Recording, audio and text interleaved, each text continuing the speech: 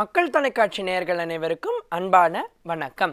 இன்றைக்கு நம்ம சாய்பாபாவினுடைய அற்புத லீலைகளில் இன்னொரு லீலையை நம்ம சிந்திக்க போகிறோம். பாபா எவ்வளவு கருணையுள்ளவர் அப்படிங்கிறதையும் பாபாவினுடைய வடிவங்களை பற்றியும் நம்ம இன்றைக்கு சிந்திக்க போகிறோம் ஒரு கதை மூலமாக. வடிவங்கள்னா என்ன அப்படின்னா, எல்லா ஜீவராசிகளுக்குள்ளேயும் ஒரு ஞானியால் பிரவேசிக்க முடியும். எல்லா ஜீவராசிகளுக்குள்ளேயும் ஒரு ஞானி இருக்கிறார். அதாவது ஒரு குருவான தெய்வமாக இருக்கக்கூடிய பாபா எல்லா ஜீவராசிகளின் வடிவத்திலும் இருக்கிறார் அப்படிங்கிறத நிரூபித்த ஒரு அற்புதமான கதை. ஒரு செல்வந்தர் ஒரு பெரிய மாளிகை கட்டினார். அந்த மாளிகை ஷிரடியில் கட்டினார். அந்த மாளிகைக்கு பாபாவை வரவழைத்து சாப்பிட வைக்க வேண்டும் என்று அவருக்கு ஒரு ஆசை இருந்தது. பாபாவை போய் கூப்பிட்டா பாபா வந்துடுவார் அப்படிங்கிற ஒரு நம்பிக்கையோடு போனார். அது எப்படின்னா ஒரு குருட்டு நம்பிக்கை. நான் கூப்பிட்டு பாபா வரமாட்டாரா அப்படிங்கிற ஒரு நம்பிக்கை. பாபாவிடத்தில் போனார். பாபா நம்ம நினைக்கிற மாதிரி பாபா அவ்வளவு சாதுவானவர் கிடையாது.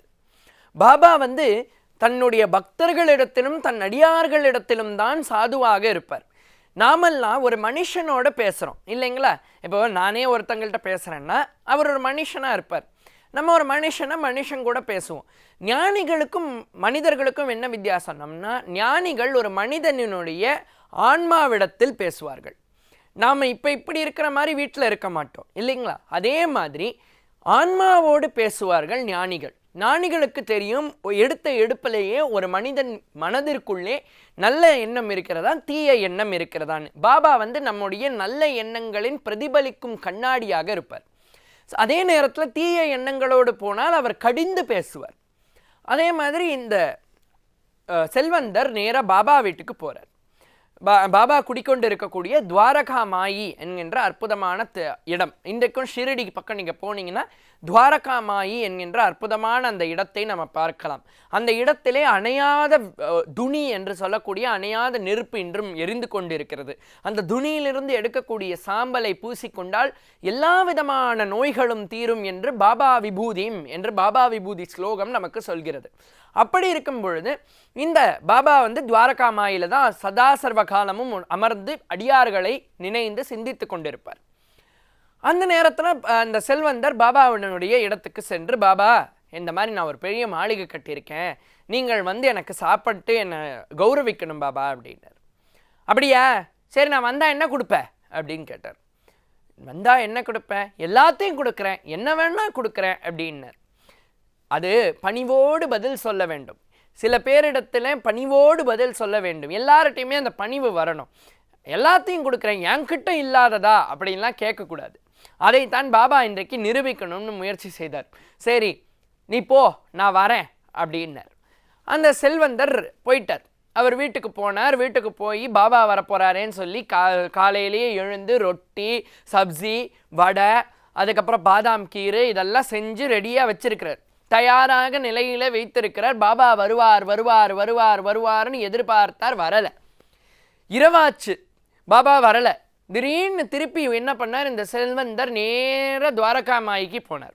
பாபா என்னை நீங்கள் ஏமாத்திட்டீங்களே, நான் நீங்கள் வருவீர்கள் என்று எதிர்பார்த்து கொண்டே காத்து கொண்டிருந்தேனே, நீங்கள் வராமல் இப்படி என்னை ஏமாத்துவீர்களா அப்படின்னு கேட்டார். அடப்போடா பைத்தியக்காரா, நான் தான் உன்னை ஏமாத்தினேன்னு நீ நினச்சிக்கிட்டு இருக்கிற, நீ தாண்டா என்னை ஏமாத்தினேன்னு. அந்த செல்வந்தருக்கு ஒன்றும் புரியல. என்ன பாபா நம்ம ஏமாத்தினோன்னு சொல்லிட்டு இருக்காரு அப்படின்னு. அடே, நான் வருவேன்னு தான் சொன்னேன்.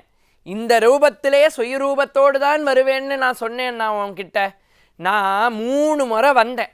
3 முறையும் நீ என்னை துரத்தி அடிச்சு இல்லை, அதனால தான் நான் வரலைன்னார். இப்போ இந்த செல்வந்தருக்கு இன்னும் குழப்பமாயிடுச்சு. என்னன்னே தெரியலையே, ஏன் பாபா இப்படி சொல்கிறார் அப்படின்னு. அப்படியா, இரு நான் சொல்கிறேன். காலையில் நீ ரொட்டி செஞ்சு வாசல் கிட்ட வச்சிருந்தியா? ஆமாம் பாபா. அப்போ ஒரு நாய் அதை முகர்ந்து பார்த்ததா? ஆமாம் பாபா. என்ன செஞ்ச அந்த நாயை? சீப்போ அப்படின்னு விரட்டினியா? ஆமாம் பாபா விரட்டினேன். அந்த நாயா வந்ததே நான் தான்டா அப்படின்னார். அடுத்து உன் மனைவி வடை செய்து கொண்டிருந்த பொழுது ஒரு காக்கை அந்த வடையை கொத்த வந்தது தெரியுமா அப்படின்னார். ஆமாம் பாபா. அந்த வடையை காக்கை கொத்த வந்தபோது உன் மனைவி என்ன பண்ணா அப்படின்னா, ஷூ போ அப்படின்னு துரத்தினாளா? ஆமாம். அந்த காக்கையா வந்ததும் நான் தான். அப்படியாவது ஒரு வடைக்காவது யான் அருகதையுடையவனா என்று பார்க்கலாம்னு வந்தேன். சரி, மூன்றாவதாக அங்கு வேலை செய்யக்கூடிய உன்னுடைய பணிப்பெண்ணினுடைய மகன் ஒருத்தர் இருக்கான் தெரியுமா, 5 வயசு குழந்தை, ஆமாம் பாபா, அந்த 5 வயசு குழந்தை பாதாம் கீர் எடுக்க வந்துச்சு. அவள் அம்மாவே 2 தலையில தட்டி, யாரோ ஒரு பிச்சைக்கார சாமியார் வராராண்டா, அவருக்காக வச்சதுடா இது, நீ ஏண்டா எடுக்கிற, ஏற்கனவே இப்படி எடுத்து உன் முதலாளி நம்மை அடித்தது ஞாபகம் இருக்காடான்னு கேட்டார். அந்த குழந்தையா வந்ததும் நான் தான். அப்படி இருக்கும் பொழுது நான் 3 முறை வந்தேனே, நீ என்னை ஒரு முறை கூட அலட்சியப்படுத்தி விட்டாயே, ஒரு முறை கூட லட்சியம் செய்யாமல் என்னை அலட்சியப்படுத்தினாயே, இனி நான் ஏன் உன் இடத்துக்கு வர வேண்டும்னு கேட்டார். இப்போ தெரியுதா, பாபாவினுடைய வடிவம் என்பது அந்த சுயரூபத்தில் நம்ம பார்க்கிற தாடி வச்சுக்கிட்டு, ஒரு தலையில் ஒரு கிரீடம் மாதிரி ஒரு டர்பன் கட்டிக்கிட்டு, ஒரு உடை அணிந்து கொண்டு எல்லாரையும் காப்பாற்றக்கூடிய அந்த ஒரு வாத்சல்யமான முகத்தை வைத்து கொண்டு இருப்பார் அப்படிங்கிறது ஒரு ரூபம். ஆனால் பாபா எந்த ஜீவராசிகளின் ரூபத்தில் வேணுமென்றாலும் வந்து நம்மை காப்பாற்றுவார். சித்தர்களுக்கென்றே உரிய ஒரு அஷ்டமா சித்திகள் என்பது பாபாவிற்கு இருக்கு. லஹிமா, மஹிமா முதலிய சக்திகள் இருக்கு இல்லையா, அதில் எந்த ரூபத்தில் வேண்டுமென்றாலும் பாபா வருவார். அவர் அஷ்டமா சித்திகள் தெரிந்த ஒரு சித்தர். அந்த சித்த புருஷருக்கு கொடுக்க வேண்டிய மரியாதையை கொடுக்காமல் போனதுனால பாபா அவர் வீட்டுக்கு வரலை. அதனால இந்த கதையிலிருந்து நம்ம என்ன நீதியை தெரிஞ்சுக்கணும் அப்படின்னு நீங்கள் பார்த்தீங்கன்னா, வாழ்க்கையில் யாரையும் ஏளனம், எந்த ஜீவராசிகளையும் ஏளனம் செய்யக்கூடாதுங்கிற நீதியை நீங்கள் தெரிந்து கொள்ள வேண்டும். பாபாவினுடைய வாழ்க்கை பல பல சுவாரஸ்யமான தகவல்களை நமக்கு தினந்தோறும் தந்து கொண்டே இருக்கிறது. நாளையும் அது தந்து கொண்டே இருக்கும். ஆக நாளை பாபாவினுடைய வாழ்க்கையில் நடந்த இன்னொரு சம்பவத்தை உங்களுக்கு சொல்கிறேன். நன்றி, வணக்கம்.